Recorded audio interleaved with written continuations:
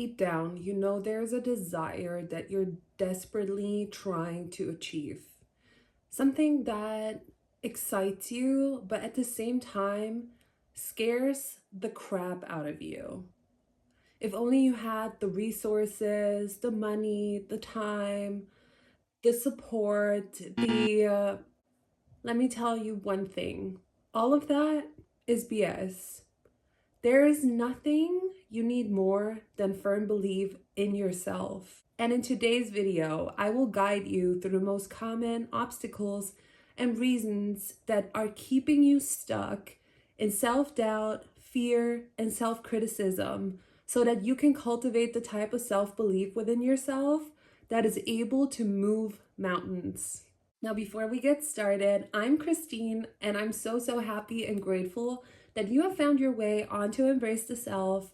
On here, I share all things personal development, self-care, manifestation, and so on. But most of all, I want to provide you with the resources that you need to create a life that sets your soul on fire. If that sounds like your vibe, feel free to subscribe down below. I post every single Sunday. And also, it would totally make my day if you left a comment down below, leaving any inspiration for topics you'd like to hear about or any questions so I know how I can best serve you. And without further ado, let's jump right into this video. Now, the reason I'm making this video is because I understand how it feels to have goals that seem so big and so far away. It seems foreign to even fathom achieving them. And so what we do is we push them off into the future and we think that we will tackle them eventually, and they remain a figment of our imagination. We will also often tell ourselves that we first need X, Y, or Z, and this could include another certification or another course or this outfit or this video gear or any other external thing. PSA, this is the ego's sneaky attempt to create illusionary barriers that seem rational as to why you haven't achieved your goal yet or why you haven't even gotten started on achieving them in the first place. The problem with this is that it continuously puts the focus on external things outside of yourself. And the problem is that when you continuously believe that there's things outside of you that you still need before you can achieve a goal, you will always be lacking the things that you don't have. And this is a continuous cycle. It's just going to be one thing after the other. Once you get the qualification, you'll think up something else that you still need. Once you get that, then you're on to the next thing. You really don't need anything else to get started working on your goal other than believe in yourself and your ability and self-efficacy in achieving that goal. Now, this is not to say that buying a course to educate yourself or a nice business outfit aren't helpful in helping you on your way to achieve your goals. But if you rely solely on external things to give you the perceived power or resources that you need, you will always be focused on external things. And without this sense of self-belief and self-efficacy, all of these things, the external things, will serve as crutches, but you'll never be able to walk on your own. First reason why people don't believe in themselves is because throughout their childhood, their interests, aspirations, and talents have either been not given enough attention or disregarded completely. Because the thing is, your lack of self-belief does not stem from you just being inadequate or not deserving or lacking the capabilities to achieve your goals. The way the society is set up, there are lots of limitations that are placed upon the unfolding of our true potential. If you grew up with parents or caregivers who cheered you on no matter what, then I'm very happy for you. But I doubt that's the majority of people watching this video. It is more likely that you grew up in some type of dynamic where what you were interested in and what excited you wasn't seen as being useful or helpful in building a strong foundation for your future. Rather, you were most likely put into a box and told to focus on certain things, certain skills, or even building those skills and careers. And most likely, you were also told not to dream too big and not to be too loud or show yourself too much, and to be a good girl or a good boy. So, what that led to was that you started doubting your inklings and passions, and you kind of just shoved them in the bag, but they're still there. Another reason for why we don't believe in ourselves is this feeling of a sense of innate inadequacy. This also directly ties into us thinking that we lack the looks or the skills or the abilities to achieve what we want to achieve. But here's the thing that had me questioning myself and my worthiness of achieving my goals for the longest time. I looked at people out there and online who were successful and me as two different species. However, these people are not, and I repeat, they are not special, as in they are innately different from me and you, as in they are innately different, and that's why they're successful in whatever endeavor they've chosen. If you see something in their specific field being successful and having achieved certain markers of success, such as followers, income, or whatever it may be, and you go on to rationalize, well, of course they're successful, it's because they're special, they're unique, they're different. That is just your mind trying to rationalize why you haven't achieved the goals that you have yet. The truth of the matter is, your success depends on your own self-belief and your conviction of yourself, your self-image, and then obviously also on the action that you put into achieving those goals. And when you don't believe in yourself, you will usually not even see the point in trying to achieve your goals in the first place, because it's all for nothing anyways to your mind.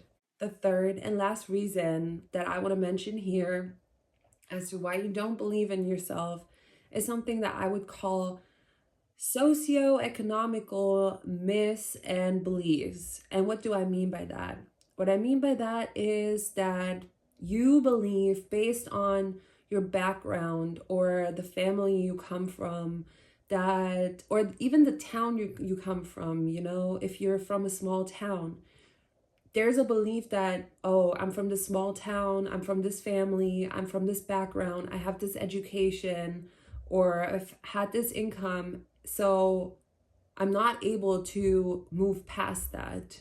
So you may think that because no one in your family or no one in your circle of friends or even in your hometown has achieved what you're trying to achieve, you think, who am I to do this? Who am I to be the person who achieves these big goals? And I'm here to tell you that your desire to achieve these goals means that you're meant for them. It could even possibly mean that you being the first person to achieve these goals serves as kind of the path creator for other people with the same background to achieve these same goals. And so you're becoming a paradigm changer. You're becoming an expander for other people. And that is a beautiful, beautiful thing to do in this society, because usually we tend to keep ourselves at the same level that we see other people in our social circles stay at. But when you go out there and you achieve your goals, you know what type of impact you have on other people, even if you can't see it, or even if they never tell you. And this leads me straight up into my next point, and that is why achieving goals is really a matter of going big or going home. Here's something I'd like you to understand. When it comes to believing in yourself and achieving your goals, and especially your big goals in this life, you have to make a trade-off. And this could look differently depending on your life and your circumstances. But basically, what I mean by that is that you have to choose plan A and let go of plan B entirely. Because living in plan B energy means half assing the work necessary to accomplish your goals. And it also sends out the signal to the universe that you're not really believing in yourself and the ability for your goals to work out for you. Now, I'm not saying to be irresponsible with this. I'm just saying there's a difference between going for your goal and understanding that currently you might be in a certain situation where you need to stay in until you've made a certain amount of progress on your goal. What I'm talking about is more so staying in your current situation and kind of pushing off working on your goals and being like, oh, well, kind of like looking at it as a hobby in a sense. And to me, that is living in plan B energy, because what you're saying is, well, this goal is like, not a priority to me, and I still have my plan B, so I'm good with that. So you have to make your goals your plan A, now and for the future. The reason why people without a plan B succeed in life is because they understand that it's on them and only on them to achieve their goals. There's no going back.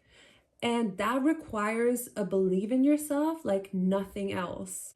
You will have to trade the comfort of the mundane, safe life that you've created so far for the strongest belief in yourself, because there will be others that doubt you, circumstances that might throw you off, and also maybe a period of time where you won't see any results of the work you've put in so far. So now let's get into how to actually cultivate self-belief. The most crucial thing that you have to do is start building trust in yourself. Because if you can't trust yourself, you will never be able to believe that you have the ability to accomplish your goals. The way I like to look at this is that I'm on a team with myself. And if I can trust myself as my team member, I know it sounds strange, but let's just go with it. If I don't believe in myself, how am I going to be able to trust that I can rely on myself, achieving the goals, taking the actions, putting in the work, putting in the reps to actually get to where I want to go? As weird as this sounds, if you don't have this trusting relationship with yourself, whenever an inconvenience may pop up, you will self-sabotage, and there goes the achieving of your goals. And so the easiest way to train yourself and your subconscious mind, because that's really what you're working with, to trust yourself, is to start picking a task for 30 days straight and committing to accomplishing this task every single day. This could be the smallest task, as long as every single day you tell yourself, I will do ... today, and then do it. Do it that day. You will prove to yourself and your subconscious mind that your words carry weight and you actually do what you say you're gonna do. This is also kind of the same thing as actions speak louder than words. You're just aligning your actions to your words. And so even though it's small, it could be something like saying, for example, I will meditate 5 minutes today. It's the repetition that counts. The more often you stick to your word, the more you're going to be able to rely on yourself, and the more this is going to become automatic. The more you will have this inner sense of trust towards yourself. And that will help you in also doing tasks that may require a little bit more time or more action or more effort.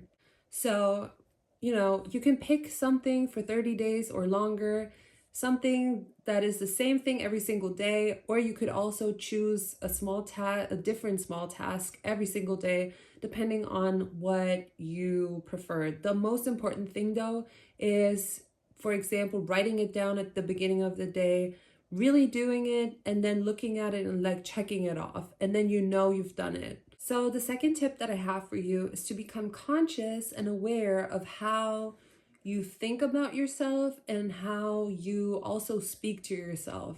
We all have this inner monologue that we have, and usually it's very much reactionary. It's not like we consciously think about what we're saying about ourselves, but I want you to pay attention to this.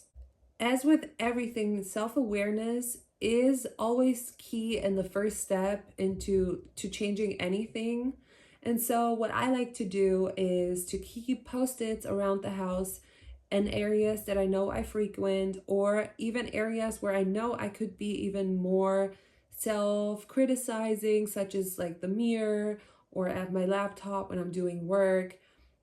And if you tend to be someone who often thinks like, oh, I'm so dumb, or I'm so this or that, keep a post-it and just become aware of these repetitive expressions and comments that you hear in your mind.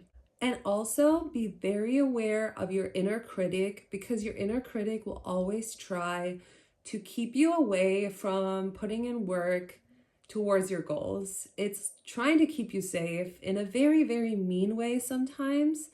And it can lead to a lot of self-sabotage when we're not careful about it. So also pay attention to that. My last tip for cultivating self-belief is to start a practice of daily affirmations. And for this, you can pick around 10 affirmations that you repeat 1 to 3 times per day. Something that does not trigger you when you speak it out loud, but sounds at least neutral or feels real already. Something that you feel aligned with and that you want to firmly ingrain within yourself. The reason why you want to choose affirmations that feel at least neutral and don't trigger you is because if they trigger you, that means there's some internal resistance towards the affirmations, and that would not make them effective, as it would just put the emphasis on the resistance. An easy way to make them feel more natural is to incorporate a beginning sentence such as, I'm starting to believe that dot dot dot, or I'm choosing to believe that dot dot dot, or every day I'm believing more and more that dot dot dot. And for this practice, in order for this to be solidly imprinted in your subconscious mind, you want to keep doing this for 30 days to 60 days straight. 60 days is obviously the best way to go, because then you can be sure that it's a part of you, and then you can always repeat it throughout the year whenever you feel like maybe you need a little more of a push, maybe a little refresher of those affirmations within your internal world. Finally, I just want to repeat it one more time, and that is that believing in yourself is your duty. It's not anyone else's duty, because people can believe in you as much as they would like to. If you don't believe in yourself, it's never going to be enough. It's never going to be sufficient for you to, sustainably work on your goals and achieve the success that you desire. And finally, my last point of this video is that I wanted to mention why believing in yourself actually has a way bigger impact than you might think. Because I believe that believing in yourself isn't just something you do for yourself. It's something you do for this whole world, this whole collective of humanity that we are. And in my opinion, believing in yourself is the ultimate declaration of love to yourself and to your life, and also to the whole collective consciousness. Because when you believe in yourself and you go for what your heart and soul are yearning for you to do, you are following your purpose. And that means you're acting in your own highest good and the highest good of everyone else involved. With that being said, we have reached the end of the video, and I truly, truly hope that this inspired you to believe in yourself. And I'm very curious to know, let me know down in the comments, what is that one thing that you're going to go after now? Set the intention with a comment, because as you know, setting an intention is what sets energy into motion. And yeah, I can't wait to see you in my next video. Thank you so much for watching, and until then,